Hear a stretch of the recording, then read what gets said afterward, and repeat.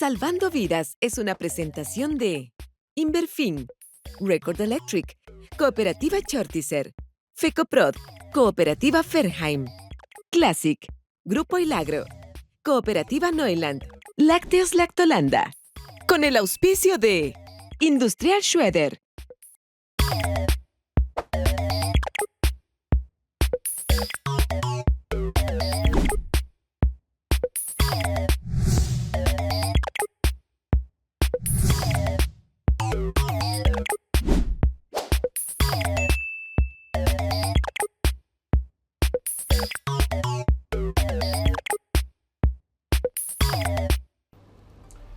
¿Qué tal? ¿Cómo están? Un placer saludarles. Estamos iniciando Salvando Vidas aquí por el Holding de Medios RCC.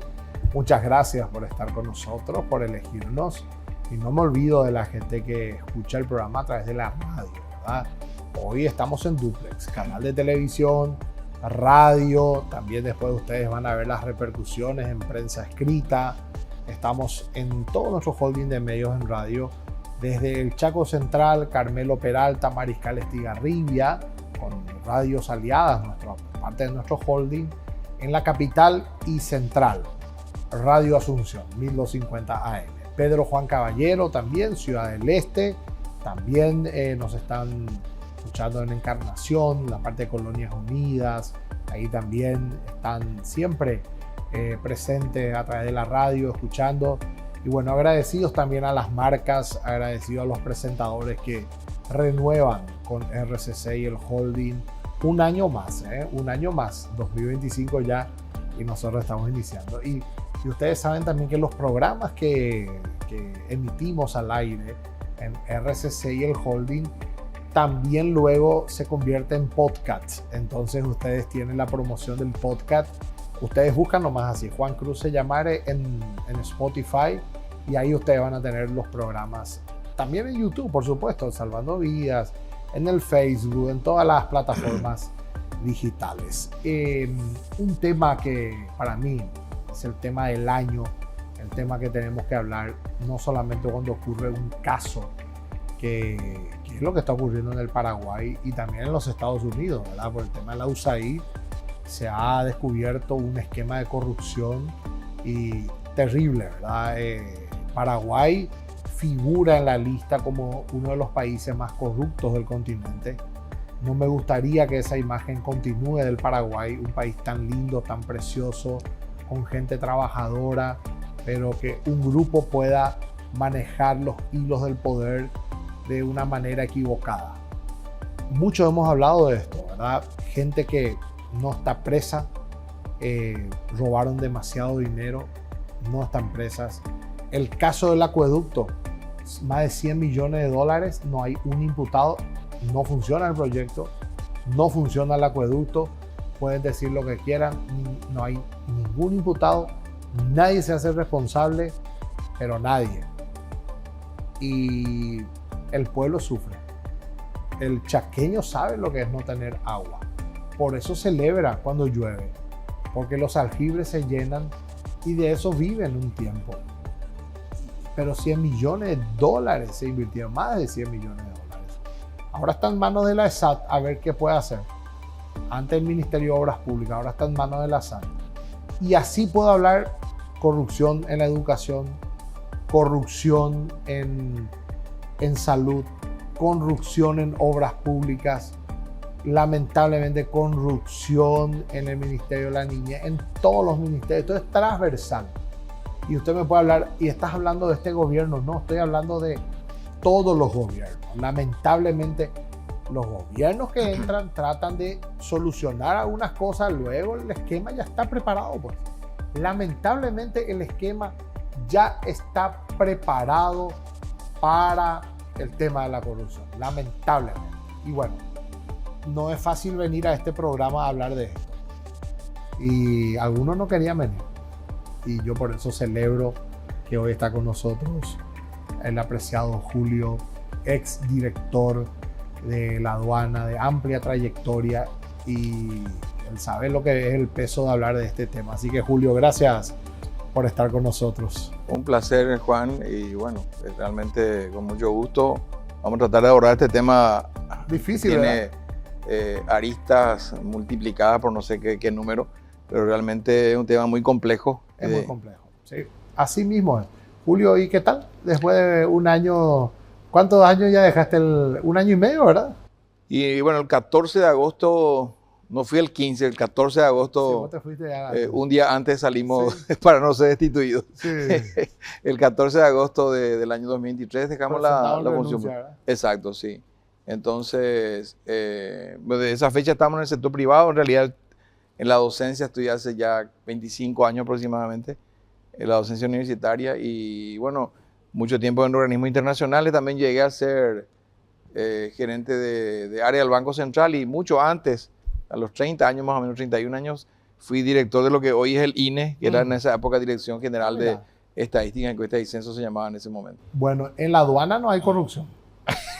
Bueno, las aduanas realmente en el mundo entero tienen sus dificultades. Yo irónicamente no te estoy diciendo eso. O sea, sí, las aduanas, así como cualquier organismo vinculado, por ejemplo, organismos vinculados al combate al narcotráfico, sí o sí ahí hay ciertas mezclas y combinaciones. Entonces, las aduanas tienen en el mundo entero unas combinaciones de vinculación con exportadores, importadores, despachantes, portuarios, políticos, funcionarios y otros organismos de control. Es una cadena muy grande, entonces obviamente se movilizan muchísimos recursos y es una cuestión del día a día y hay intereses creados por todas partes. Por todas partes. Bueno, nosotros vamos a hablar de eso, el tema de la corrupción. Yo le puse definir un poco lo que es la corrupción, Julio.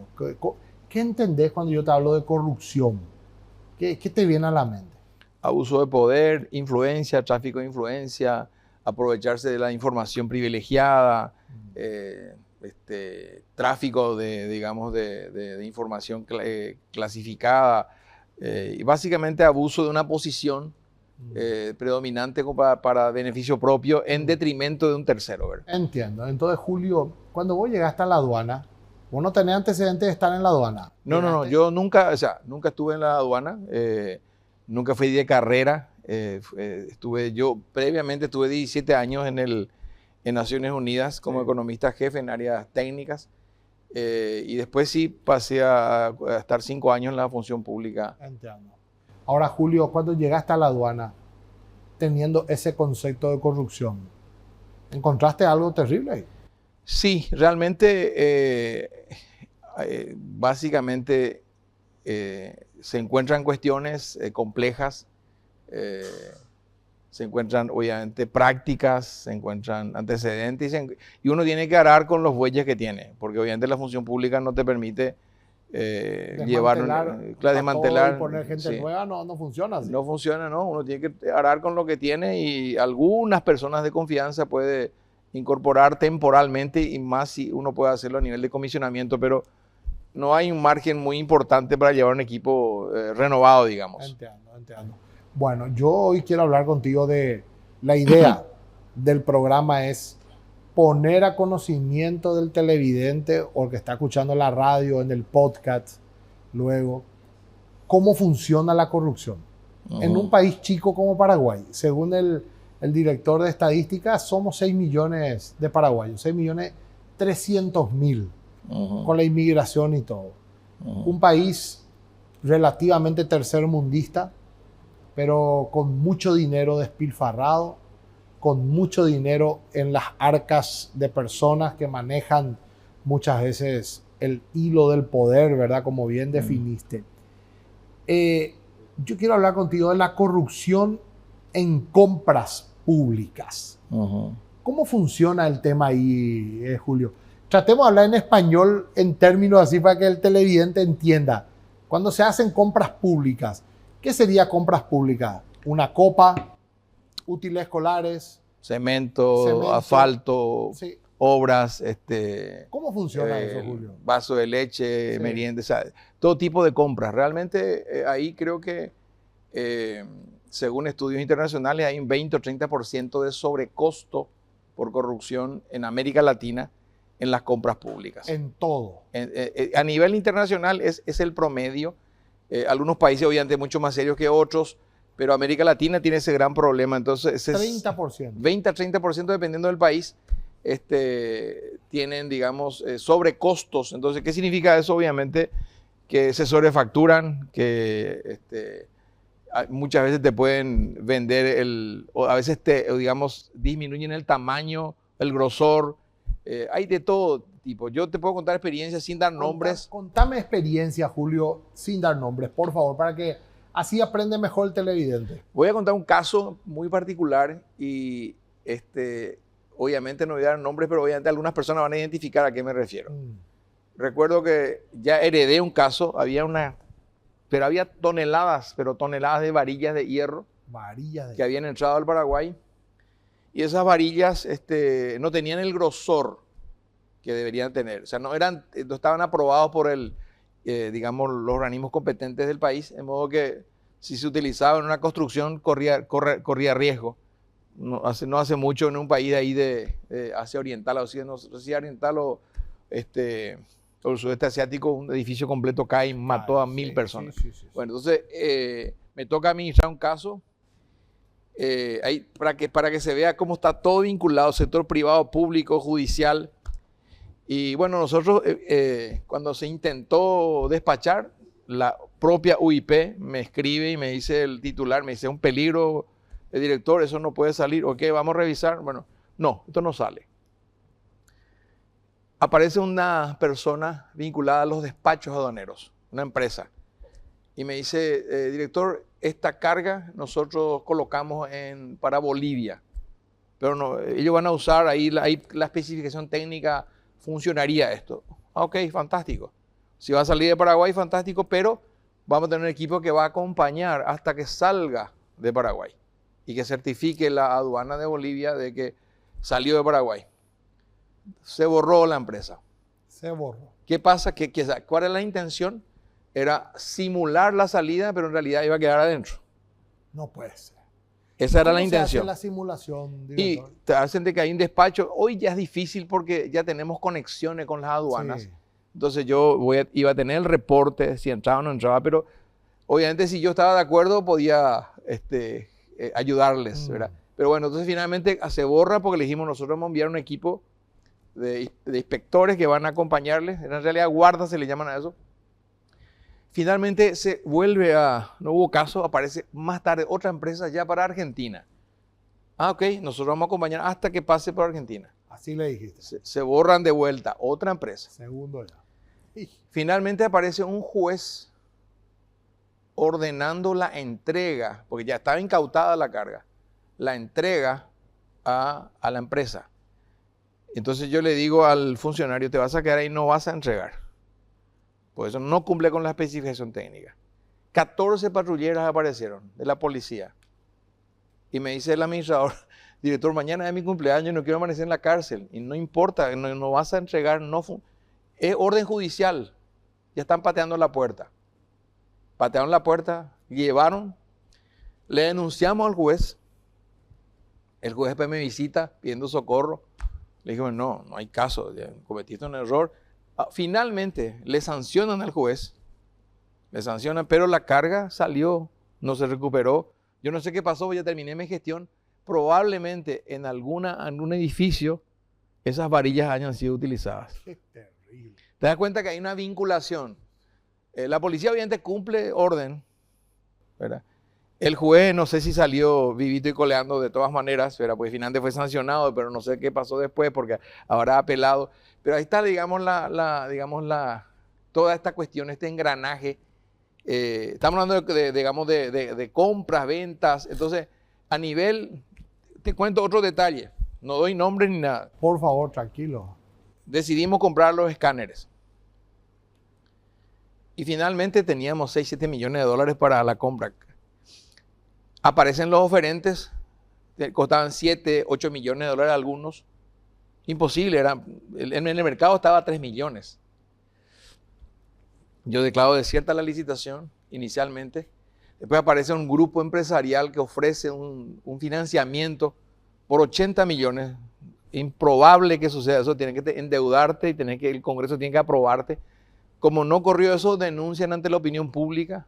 de que se rechazó un programa de financiamiento. Me viene a visitar la prensa un día, uno de los canales, y me dice, ¿por qué usted no está comprando? Y le muestro, miren los precios. Esto es astronómico. Esto es angurria empresarial. Se corta la comunicación. Me dice, hay un problema técnico. Esta noche seguir grabando después. Finalmente nunca más apareció la noticia. Finalmente compramos por 3 millones. Pero ahí aparece, digamos, no solamente es sector privado, estamos hablando está todo conectado. Entonces, yo no digo que sean los dueños de los medios, pero pues son periodistas, para no llegar hasta que digamos que esté siendo estimulado a funcionar así. Entonces, a nivel de municipios, mencionaste una serie de temas, pero municipios, gobernaciones. Entonces, a nivel de compras públicas te pueden generar serios daños a nivel de medicamentos, a nivel de salud pública, y a nivel tecnológico incluso. Yo recuerdo que se generó un escándalo en Paraguay, que nosotros tuvimos que declarar, a sancionar a una empresa, pues llegaban productos de la India y terminaron siendo brasileños a la entrada a Paraguay.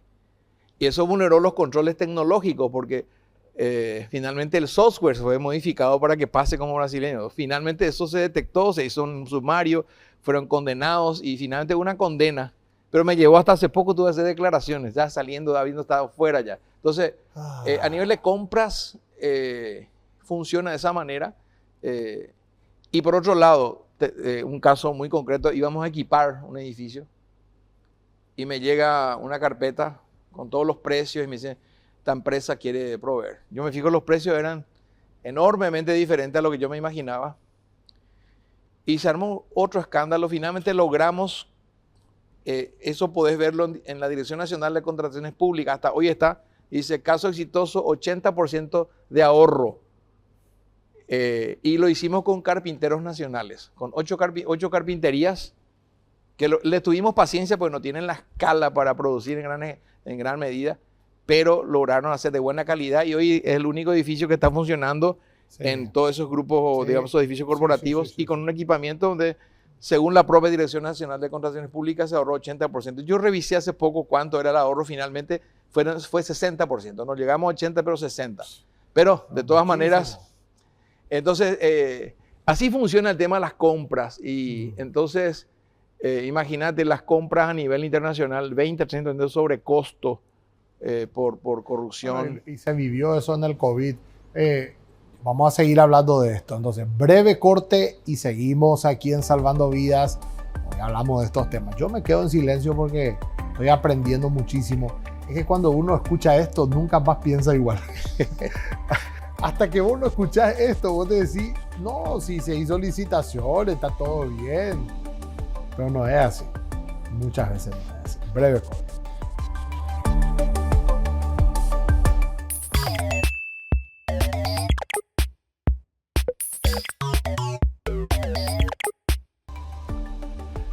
Muy bien, seguimos aquí en Salvando Vidas. Hoy estamos hablando de la corrupción. Yo realmente, esa es la intención, Julio. Que el televidente sepa cómo funcionan las cosas. Porque yo no sé, capaz que alguno desconoce. Se conoce, el pueblo conoce al policía que pidió un 50.000 por el certificado de vida y residencia. Y eso es lo que se denuncia. Pero estamos hablando de 50.000 guaraníes y está mal, porque así se empieza. Y tenemos el caso de millones de dólares que están en juego, ¿verdad? Entonces, realmente me da hasta piel de gallina escuchar todo esto. Pero antes tiene un montón de historias, Julio. Sí, para escribir un libro, pero anónimo. Sí. Con autor anónimo. Julio, y vos ocupaste un cargo relativamente complicado, donde vos podés ser un tipo honesto, tratar de combatir la corrupción, pero el esquema en aduana era terrible. ¿Vos cómo podés controlar que los de abajo, los que liberan los containers, sacar containers que muchas veces no se puede? ¿Cómo controla el director todo? Bueno, la verdad es que necesariamente tiene que haber un sistema tecnológico, reducir la discrecionalidad del manejo, pero en Paraguay tenemos 35 puertos. 35 puertos, sí. Entonces, países como Uruguay tienen 4, Colombia tiene 4, República Dominicana creo que 2, o sea, no son, digamos, son puertos grandes, pero digamos, cuando tenés mucha dispersión es más complejo y cuando, digamos, en la medida que esté más alejada también de la capital, de la tecnología, es más difícil. Pero la corrupción no es, digamos, un tango, como se suele decir, es una coreografía. Es una... O sea, normalmente se habla de que son dos, ¿verdad? No, esta es una cuestión... Esto es un esquema de arriba. ¿Sabes qué me dijo una vez una persona, un estratega? Me dice, Juan, lo que yo te voy a contar te va a cambiar la manera de mirar la vida, me dice. Entonces me dice él, cuando va a haber una licitación, entonces ahí toca el presidente, el ministro, los directores y el presidente de la corte, si es necesario, y tocan todo desde arriba para abajo. Justamente por si hay algún problema de denuncia, está la corte. Ya están enterados también ahí arriba. Y yo le dije, pero vos tenés pruebas para decirme esto, le dije. No, yo te cuento cómo se maneja. Así se maneja. Así, pero Julio. Disculpame que te haga una pregunta, pero es dura. Yo no quiero acusar a ningún presidente, por favor. A nadie. Eso me llegó nomás al oído y desde ese día, cada vez que miro licitación o escucho, yo pienso ya eso, ¿verdad? Esto viene ya desde arriba para abajo. Así es, Julio. Y la verdad que yo creo que depende mucho también de cada gobierno. Por un lado tenés ingresos, después tenés gastos, ¿verdad? Hay gobiernos que yo creo que deciden que los ingresos no se van a tocar y van a tocar gastos. O hay algunos que deciden que van a tocar en ambos, o algunos viceversa. Creo que más o menos funciona, como decía, una coreografía. No puedo certificar eso que llega a todos los estratos, pero lo que yo quería comentarte, por ejemplo, es que cuando hablaste de licitaciones, te cuento casos que a los que van a escuchar van a saber a qué me refiero. Pero se da en todos los niveles. Por ejemplo, un día estaba yo en mi oficina y le pregunto a una de las limpiadoras, ¿cómo están ustedes? ¿Se sienten bien? Ganamos muy poco nomás, director, me dice. ¿Y cuánto es lo que ganan? ¿Solo mínimo? No, me dice. 1 millón me pagan. ¿Cómo que 1 millón? Nosotros le pagamos a la empresa el salario mínimo para ustedes más todos los otros gastos. 1 millón nomás nosotros ganamos. No te puedo creer. Bueno, entonces le llamo al equipo y dice, acá le llama más limpiadoras y me dicen, sí. ¿Y qué ustedes hicieron? Firmamos papeles en blanco, me dijeron. Firmamos documentos. Bueno, ¿qué vamos a hacer? Lo siguiente, vamos a pedirle ahora que la empresa le transfiera, le vamos a transferir por cuenta corriente y que nos pase la copia. La empresa hizo eso, pero le sacaba de vuelta igual el dinero. Entonces, ¿qué hicimos? Yo les puse cámaras a las chicas, montamos una investigación y donde ellos vayan y se quejan y empiezan las discusiones con los dueños de la empresa y yo paso a la prensa en un programa de la noche. Sí. Entonces, y le denuncio y se arma un escándalo y finalmente yo logro suspender a la empresa, el Ministerio del Trabajo intervino y me llama el propietario, primero me llama un político y me dice, mi sobrino, y tu sobrino es un delincuente, le dije. Entonces viene el sobrino y me dice, mira, director, yo me arrepiento de lo que hice y quiero rectificar. Ah, sí. Bueno, entonces devolverle toda la plata, todos estos años que le estoy robando a la gente. Eso significa arrepentimiento, resarcir el daño. Con restitución. Entonces, finalmente, bueno, no sucedió eso, les multamos como 600 millones y salieron. Pero esa gente cambia nomás de nombre.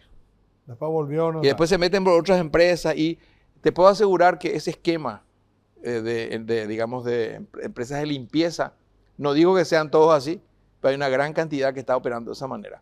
Terrible. Me pasó lo mismo con la empresa de seguridad. Te iba a hablar de seguridad, justamente. Seguridad, encuentro que no cobraban no pagaban IPS. Entonces pido la rescisión del contrato al equipo administrativo.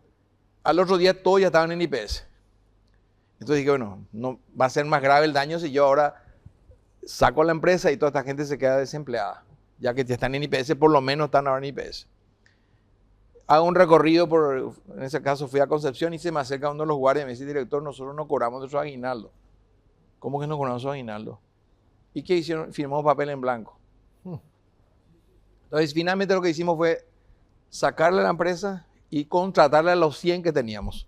Logramos a través de un mecanismo que teníamos con el centro despachante que sean contratados ellos y ahí disfruten de su salario mínimo, de sus vacaciones. Pero fíjate cómo funcionan aprovechándose del prójimo. Estamos hablando del sector privado que le vende servicio al Estado. Entonces, ¿cómo ganan una licitación? Cotizan por debajo del costo. Entonces, lógicamente, el que es honesto no puede ganarle porque tiene que cotizar como corresponde. Claro. Y al ganar la licitación, finalmente le explota al prójimo y ahí saca su tajada. Este caso cobró Estado Público. Digamos, en la web aparece el nombre de la empresa, fue sancionada. ¿Qué tal? Pero lo que me dijeron después es que cambian nomás de nombre y se presentan a otras licitaciones. Entonces, estos esquemas funcionan a nivel, están institucionalizados, muy enraizados. Entonces, no es casualidad hoy que estemos en un ranking muy fuerte, o sea, lamentable. ¿Vos crees ese ranking, Julio? Yo Como finalmente, economista, cuando mirás eso, ¿qué es cierto? Yo creo que a esta altura del partido, con todo esto que uno ve de la influencia del narcotráfico, Porque no creo que estemos en ese ranking por solamente esto. O sea, esto ya es un estudio de años. Sí, no, definitivamente. También hay que ser sincero y hay que ver, por ejemplo, hay que reconocer. Yo veo países con los que interactuamos a nivel de aduana que no son tan serios como parecen.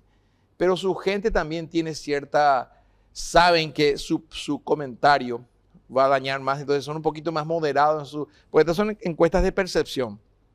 Pero creo que a esta altura del partido, yo al principio no creía que estábamos en esos niveles, pero creo que hoy, después de ver toda digamos, esto que está regando por todas las redes, donde hay mucha influencia de una persona que ni siquiera antes de ser diputado, antes de estar en la Cámara de Diputados, ya tenía su influencia. Entonces, Increíble. yo creo que sí, lamentablemente, el próximo presidente, o sea, el presidente que, así como Bukele corrigió el tema de la inseguridad y se convirtió en el hombre más popular de toda América Latina, Sí. el que tiene mayor aceptación, el que en Paraguay se anime a reventar a la corrupción, va a tener el mismo nivel de aceptación. Pero hay que animarse para eso. Pero ¿cómo haces cuando el esquema ya está así? Y hay que ser valiente. El Poder Ejecutivo tiene, yo creo que mucha fuerza. Necesita también, digamos, tener la credibilidad suficiente y fortalecerse con el propio electorado, ¿verdad? No, y Milei está tratando de hacer eso en Argentina. Hasta ahora, lamentablemente, su último tema le está afectando. Sí. Pero Milei se fue en contra de la corrupción también. Así es, así es. Y Argentina no es que es tan santo como... No. Argentina también tiene sus grandes dificultades y en otros niveles también. Pero en Paraguay hasta se democratizó la corrupción. Hasta Del momento que se descentralizan y hay fondos para los municipios, gobernaciones, busca en la web si encontrás en las páginas web de los municipios si están todos los gastos como corresponden. Si en la Municipalidad de Asunción busca y no se encuentra. No están, digamos, los datos de ejecución al día. Entonces, creo que un gran problema es justamente la opacidad, falta el tema de transparencia. Totalmente. Y justamente en el Chaco, las 3 municipalidades hicieron rendición de cuentas. Yo no sabía que eso era ley y que yo no escucho otras municipalidades que hagan eso. ¿Vos sabías de eso? Sí, tiene que hacer rendición de cuentas, tiene que tener en su página informaciones precisas. Por otro lado, deberían el tema de recibir desembolsos de acuerdo a la rendición de cuentas. Creo que eso no siempre sucede. Pero bueno, yo creo que es un tema muy complejo y muy enraizado. Al volver del corte, Julio, la corrupción en la generación de leyes es un tema. Y acá tenemos algunos decretos que justamente estuve mirando en aduanas. Se hicieron un decreto de una manera, después salió el decreto correcto. Exacto, sí. Después vamos a hablar de eso. Okay, Le pido al equipo que luego nos proyecte la imagen, ¿verdad? ¿Te recordás el tema, verdad? Sí, recuerdo. Bueno, breve corte y volvemos. Un ejemplo nomás. Así funciona, como dijo hoy Julio, la corrupción no es un baile de tango. Es una coreografía. Me encantó eso. Breve corte.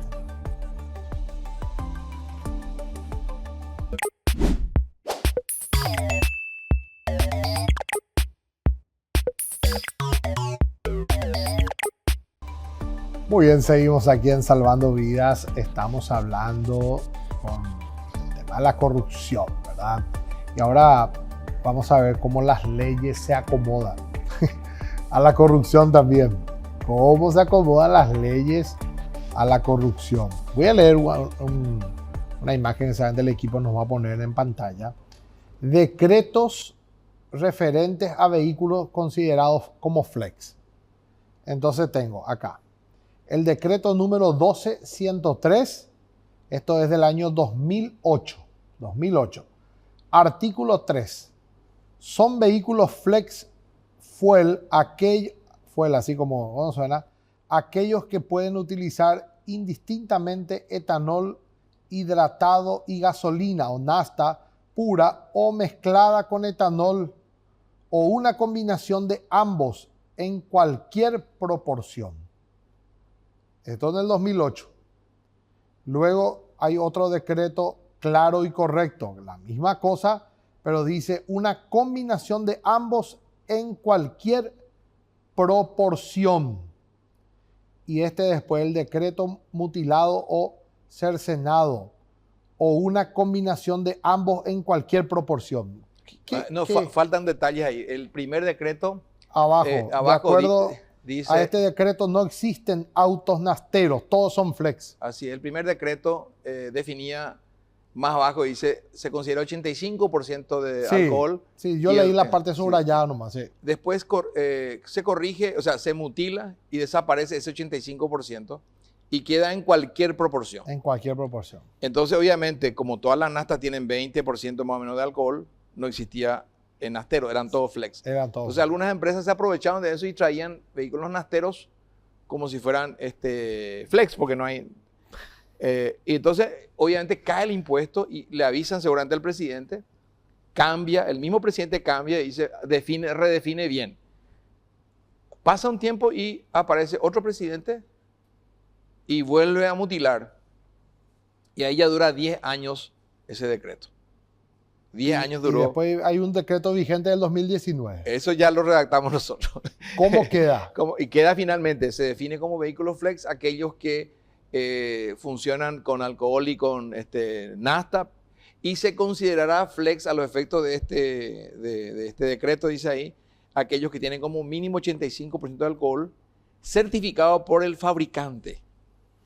¿Verdad? Entonces, a partir de ahí se corrige, pero ¿qué pasa? O sea, que finalmente venían algunos, no todas las empresas, obviamente había una o dos que utilizaron ese decreto para introducir vehículos. Y ahí nos viene una demanda de la propia aduana a las empresas.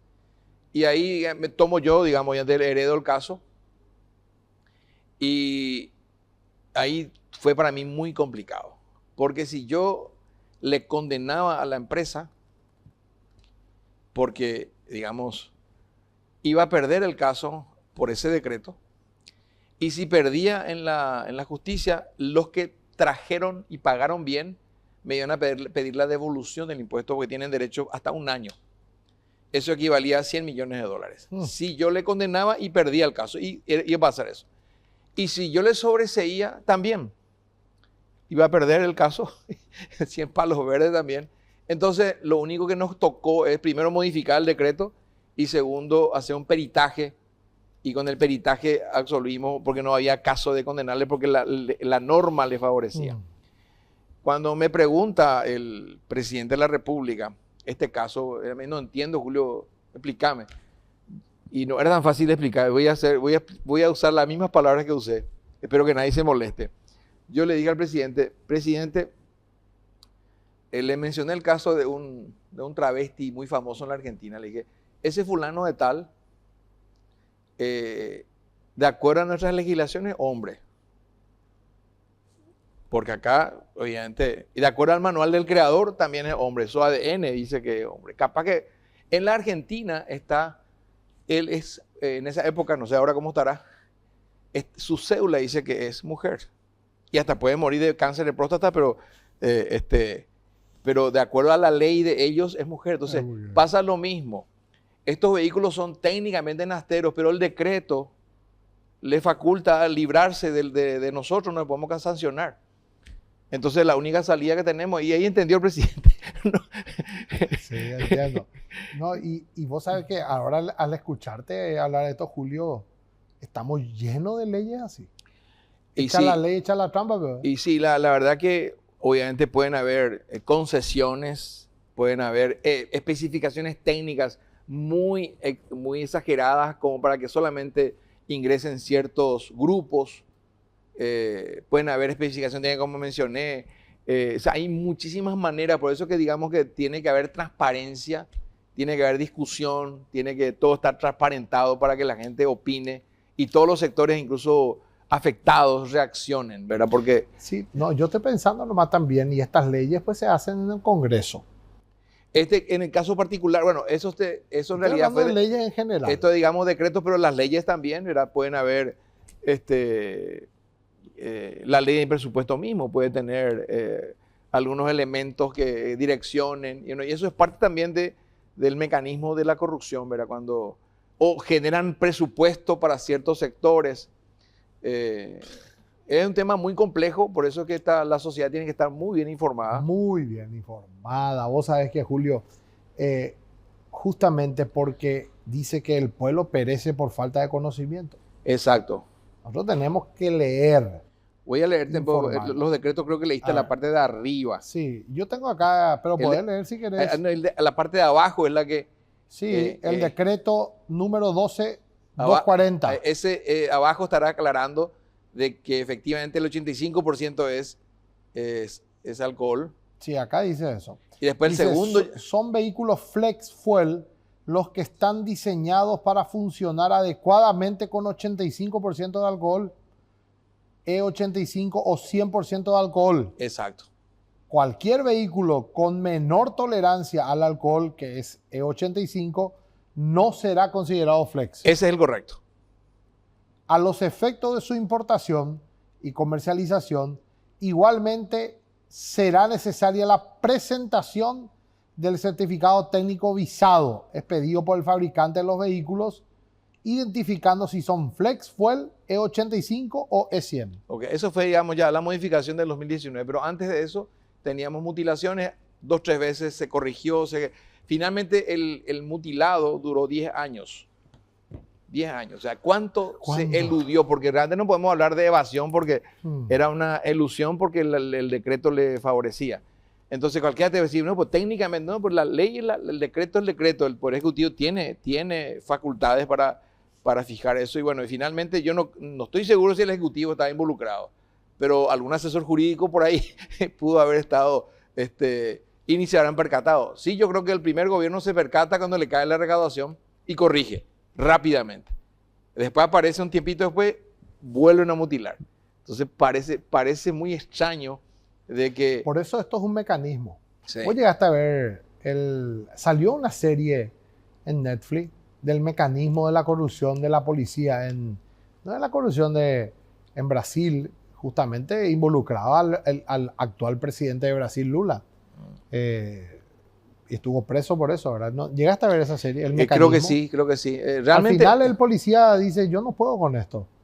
Al final dice, me volví loco, no puedo. Y perdió todo. Y deja. Y después salió la segunda temporada que estuvo brutal, inclusive con imágenes de Paraguay, también la frontera con Ciudad del Este. Yo creo que otros mecanismos también son cuando te retrasan los pagos. Sí. Ya está tu cheque para cobrar y te demoran o no pasan los procesos porque están esperando algún incentivo. Bueno, eso sucede mucho en el sistema público.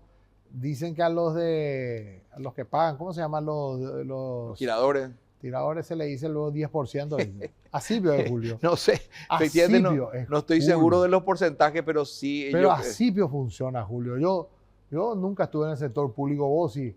Tenés que incentivarle para que te saque tus cheques rápido. Y bueno, yo creo que es bastante generalizado. Es la coreografía. Es la coreografía. No creo que en todos lados, creo que se nota cuando cambia ese mecanismo y, digamos, fluye y entonces yo creo que eso es muy evidente y la gente obviamente se siente feliz, también el empresario que está cobrando en tiempo y forma, porque si no son costos altos también a nivel de intereses, no puede pagar su crédito bancario, entonces normalmente ya consideran dentro de su costo esa demora y ya, digamos, exageran el costo de la hora también. Eso escuché. Al Estado es un tema, mejor entonces le levanto ya un poco más el precio y ahí recupero la pérdida, dice la inversión. Sí, lamentablemente es un problema endémico de América Latina con matices distintos. Hay países mucho más serios como Costa Rica, Uruguay, que digamos tienen una sociedad mucho más educada también, mucho más transparencia. Y casualmente Costa Rica, por ejemplo, tiene una masiva entrada de capitales extranjeros.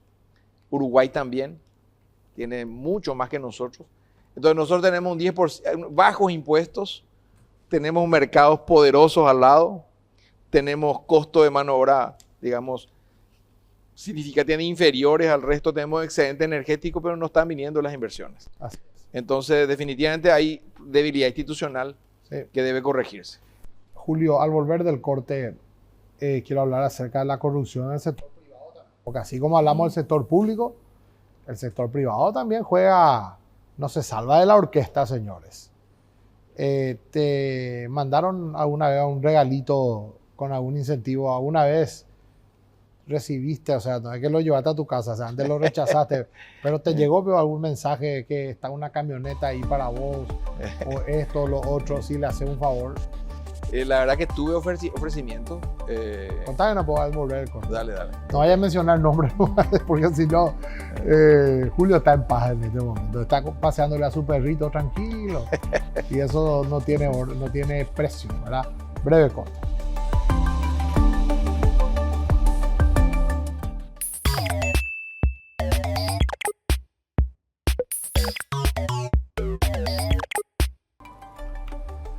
Muy bien, aquí estamos en Salvando Vidas. Me estoy quedando sin fuerza, Julio, de tanta información. Me duele, Julio. No te pone, me duele. Realmente no. Al escuchar todas estas cosas, lo que tenemos micrófono, lo que podemos hacer es hablar y que la gente sepa, ¿verdad? Pero así funcionan lamentablemente las cosas. Julio, ¿te ofrecieron algo así? Sí, no, los ofrecimientos fueron y gracias a Dios, cuando tuve dos de esos grandes ofrecimientos, inmediatamente fui al Palacio a contarle al presidente. ¿Le contaste? Le conté al presidente. ¿Qué te ofrecieron, Julio? No hay decir nombre ni nada. Era un intento de subvaloración de productos electrónicos, digamos, de alta gama. Pero ¿cuánto te ofrecieron a vos? Bueno, el monto de la operación eran $10 millones por mes, la operación, ¿verdad? Durante un año son 120 con la rotación. El día que me ofrecieron eso, yo estuve en un canal de televisión a la noche.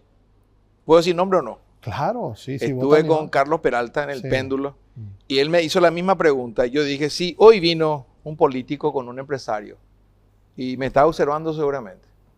Y yo le conté al presidente. Fue lo que dije, ¿verdad? ¿No diste el nombre? No di nombre, claro, y ahí me preso porque no tengo pruebas. Nunca instalé micrófonos tampoco. ¿Cuánto te ofrecieron?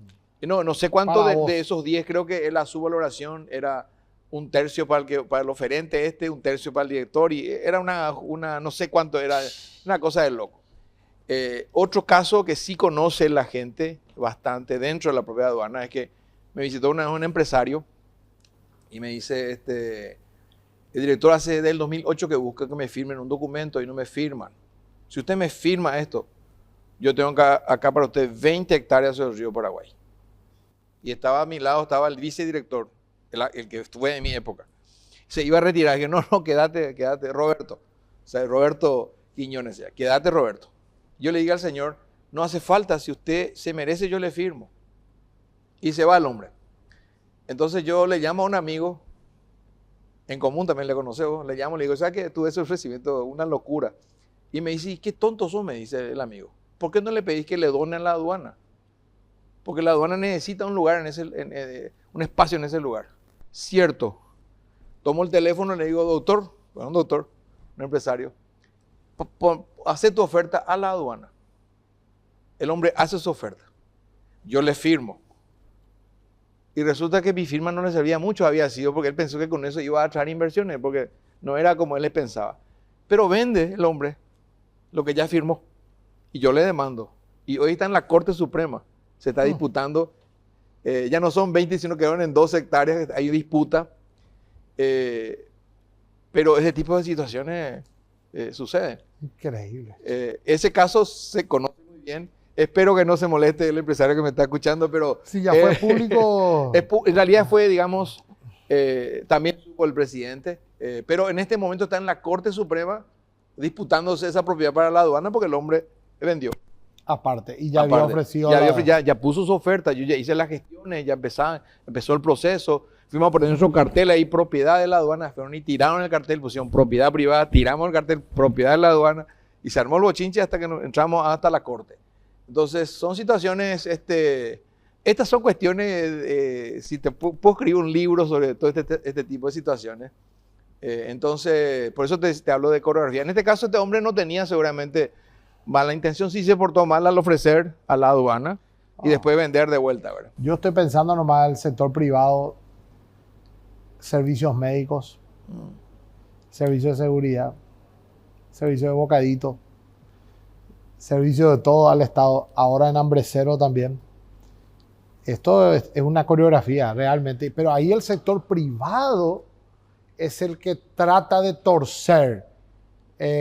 También el tema de asfaltado, Sí. tema de, no sé, de licitaciones de cámara, de esto. El sector privado es el que se presenta y empieza el ofrecimiento a través de gente clave, ¿verdad? Tampoco salen a decir yo voy a dar esto, no saben también, ya hay un esquema, ya hay un mecanismo, pues. Sí. Es así, pero Julio. Y yo viví en una institución, me imagino que en otras más grandes todavía, donde hay grandes obras, pues la aduana lo que hace es recibir recursos y a los 24 horas esos recursos están en el tesoro, ¿verdad? Pero en materia de compras hay empresas, hay ministerios mucho más grandes. Yo recuerdo estando como funcionario de Naciones Unidas, nosotros quisimos ayudarle al gobierno de turno en aquella época y sí, desarrollamos un software y íbamos a donarle a cada penitenciaría unas computadoras para que cuando se cargue y se sistematice todo. Porque no puede ser que vos tengas que hacer un censo para saber quiénes están adentro. Eso no puede ser. No puede ser que no sepas. Ahora no sé. Yo supongo que yo te hablo de hace años atrás. No aceptaron el regalo. Era un sistema informático para que todo esté sistematizado. En esa época no aceptaron el regalo de Naciones Unidas. La idea era, porque obviamente con la cantidad de personas se calcula las raciones de comida, las compras. En ese momento nosotros el regalo no aceptaron. Porque eso iba a significar una transparencia absoluta. Sí. Entonces, obviamente el sector privado es digamos, disparador también de muchos de los negocios y son los que muchas veces traen. Sí. Entonces, pero no es una cuestión, la gente que esté observando esto, es una cuestión de América Latina. Sí, no, eso, y ahora la USAID. Incluso, pero el mayor problema es la impunidad. La impunidad. La falta de transparencia y la impunidad, porque aún un suizo fuera del control, como Joseph Blatter de la FIFA, fuera del control del gobierno suizo, se descompuso la FIFA. Se descompuso. Entonces, acá no es que uno nace más pecador que el otro o más torcido. La naturaleza humana. Así es. Necesitamos el control ciudadano, el control de la sociedad. Sí. Y lógicamente eso se logra también teniendo más población educada también. ¿Verdad? Totalmente.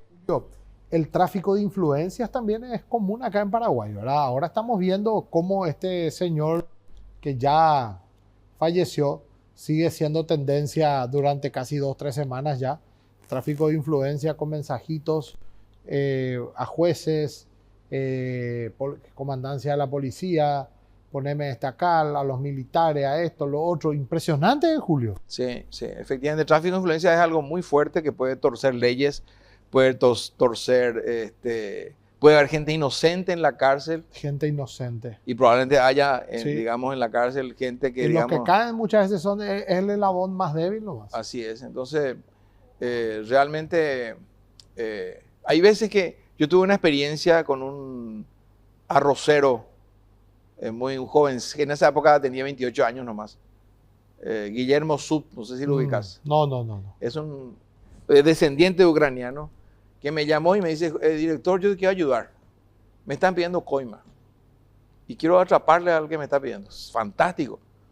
Ahí yo supe administrar, y entre dos nomás administramos el caso con mi vicedirector. Y la atrapamos y terminaron fueron a la cárcel 3 personas. Uno, lamentablemente, inocente, porque uno de ellos le culpó a su jefe y su jefe acababa de asumir el cargo. Esa vez me funcionó porque hicimos entre 2. La segunda vez me llama el mismo empresario y me dice, me vuelven otra vez a querer coimear en otro ministerio.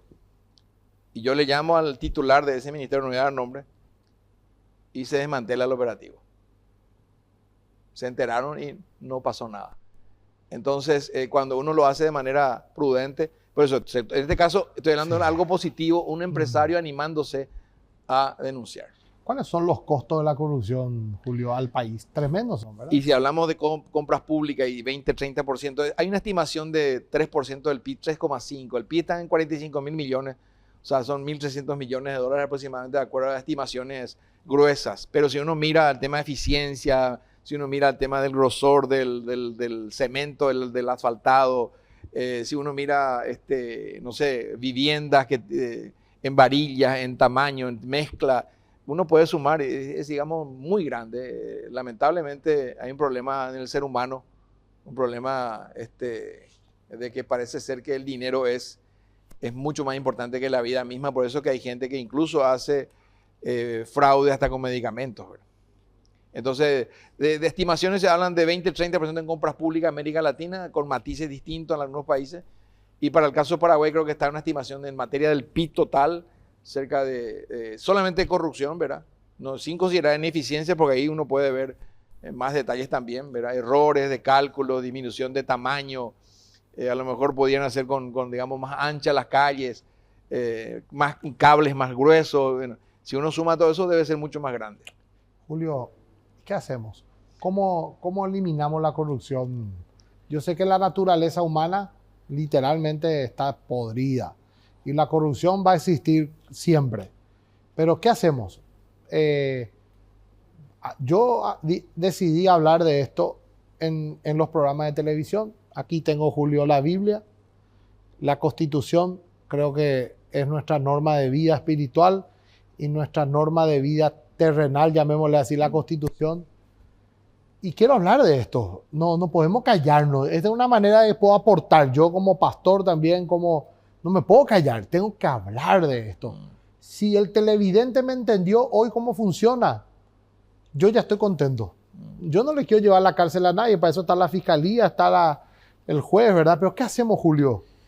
Y la impunidad es la madre de la corrupción. La impunidad. La impunidad. Resulta que yo recuerdo muy bien en pandemia, desapareció el contrabando y la industria nacional disfrutaba, porque las fronteras estaban cerradas. No porque estaban cerradas, sino porque el contrabandista tenía miedo de morir.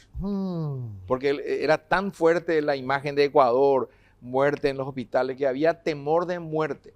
Entonces, si hay impunidad, no hay temor.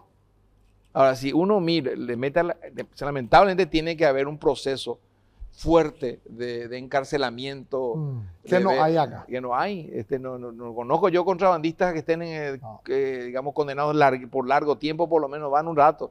Entonces, ¿Y vamos a cambiar, pues, Julio? Yo tengo esperanza que sí, no podemos seguir en este estado. Nosotros estamos llegando a ciertos niveles de endeudamiento también, ciertos niveles ya, digamos, cierto techo ya. Nuestra venta principal del país es que somos de bajo impuesto y 11% de presión tributaria para un país europeo es ausencia de Estado. No puede hacer gran cosa con eso. Entonces, si querés crecer, si querés mejorar, algo tenés que hacer. Y creo que en el caso de mencionar el caso de El Salvador, lo emblemático es en este caso la corrección drástica de la inseguridad. Y hoy Bukele sigue teniendo más del 90% de aceptación.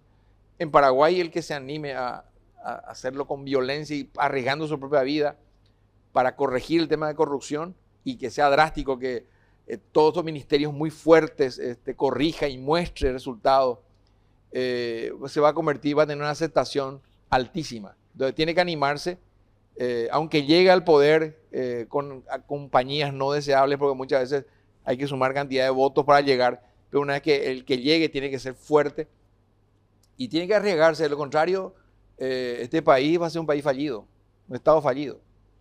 Y hay que enseñar a los chicos en la escuela también, la honestidad, la rendición de cuentas, porque nosotros es como el club de fútbol. Todos miran la cantera, que sean los próximos futbolistas. La selección también mira a la escuela de fútbol, a los jóvenes. Ellos pueden cambiar la historia, Julio. Yo creo que sí. Nosotros probamos en la aduana, fue una cosa casi loca lo que hicimos, pero a los 1670 le hicimos pasar por las mesas redondas de transformación de John Maxwell. ¿Y qué tal? Resultados. Y hicimos un libro de testimonio. Mira. Fue impresionante. Muchísima gente fue afectada positivamente. Y quedó el impacto. Hace poco recibí en el WhatsApp una imagen donde una persona seguía transmitiéndole ya a su familia. Entonces escribimos un material de testimonios, gente que se sanó emocionalmente, gente que había un caso de un padre de familia a su hijo le habían asesinado, el tipo tenía rencor, se liberó y ayudó a su familia, él llevó la fotocopió y llevó y transmitió, y se instalaron valores y me di cuenta de que muchísima gente nunca escuchó de los principios. O sea, para ellos fue para mí, que toda la vida de los 15 años que voy leyendo materiales de valores, no eran novedad. Pero me sorprendió que entre ese grupo de 1670 absorbían como esponjas muchos, porque jamás habían escuchado sobre integridad, responsabilidad, de valorar a la esposa. Mucha gente nunca escuchó todavía ese tipo de valores que yo creo que vale la pena hacer el esfuerzo. Y logramos llegar a los 1670. Qué tremendo. Gracias, Julio, por animarte a venir a hablar de un tema que no todos quieren hablar. Gracias a vos. Porque una persona me dijo, Juan, si vamos a hablar de corrupción, cuidado que cuando vos haces así, 3 te pueden estar apuntando, ¿verdad? Y si uno se anima a venir al aire a hablar de esto es porque yo digo que vos no tenés los 3 dedos que te apuntan, ¿verdad? No, yo me siento, gracias a Dios, tranquilo. Obviamente no tengo ninguna preocupación sobre... Igual, obviamente, hay gente que ataca, que va a decir cualquier cosa, pero la gente que estuvo conmigo ahí me conoce muy bien. Y creo que hasta 5 años tuviste. Así es. Y mucha gente que estuvo cerca mío, que trabajó conmigo, sabe perfectamente. ¿Cuántas veces habrán pedido que te cambien? No, eso fue... No, es más, yo varias veces presenté mi renuncia también. Y una vez que presenté, el presidente se iba al Chaco y me dijo, acompáñame en el vuelo. Y fuimos hablando y me dijo... Y bueno, me dijo que me quede. Finalmente, después me soltaron la mano varios de los cercanos. Y bueno, el presidente nunca... Yo llegué, a mí me convenía, porque yo fui funcionario del Banco Central y nunca retiré los aportes. Entonces podía continuar mi carrera y me habían ofrecido un cargo en alguna institución vinculada a la caja bancaria. Y yo le dije al presidente, me conviene a mí, el presidente puse a disposición. Y bueno, no aceptó él en ese momento y soy el único que aguantó en toda la era democrática 5 años en la aduana. Pero no es solamente en Paraguay. En América Latina hay uno de Guatemala que aguantó. Después pocos son los que duran los 5, todo el periodo presidencial. Es un lugar muy delicado. Después de esto yo puedo ser alcalde de Kabul sin problema. Gracias, Julio. Yo me quedo con la frase que dijo Julio. En la corrupción no es un baile de tango de a 2, es una coreografía. Me quedo con eso y vuelvo a repetir.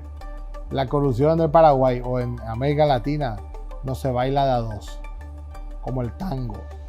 Se baila en coreografía. Eso es igual a que hay mucha gente involucrada de todos los niveles y eso tenemos que combatir. Yo estoy seguro que los principios y valores bíblicos pueden hacer temblar a la persona. No hay de otra. el país tiene que cambiar. Tenemos que poner los principios y valores. Contó un caso de éxito dentro de la aduana. Podemos hablar de muchos casos también. Yo creo que si la palabra de Dios no estaría en el sistema de gobierno, gracias a las fundaciones que se van a ayudar, esto sería peor de lo que ya es. Con todo respeto, ¿verdad? Y no estoy hablando de ningún presidente, estoy hablando de un esquema de muchos años. De muchos años. Vamos a seguir hablando de esto. Gracias por acompañarnos. Esto fue Salvando Vidas.